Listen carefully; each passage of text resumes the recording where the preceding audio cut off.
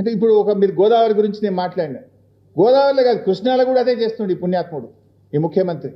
ఎంత అన్యాయం అంటే I will give you example. నేను పాలమూరు బిడ్డ అని పెద్ద మాటలు మాట్లాడతాడు. పాలమూరు జిల్లా ప్రజల నోరు కొడుతుండు, కడుపు కొడుతుండు రేవంత్ రెడ్డి. ఇలా శ్రీశైలంలో వరద ఎప్పుడు వచ్చిందండి? మే 30వ తారీఖున శ్రీశైలంలో వరద వచ్చింది. మే 30th శ్రీశైలంలో వరద వచ్చింది. ఇవాళ ఎంత? జూలై 6. ఇప్పటికి 36 రోజులైంది శ్రీశైలంకు నీళ్ళు వచ్చి. బహుశా ఇవాళనో రేపో శ్రీశైలం గేట్లు ఎత్తేస్తారు నిండి. 36 రోజులైనా కల్వకుర్తి మోటార్లు ఆన్ చేయాలి ఇప్పటిదాకా.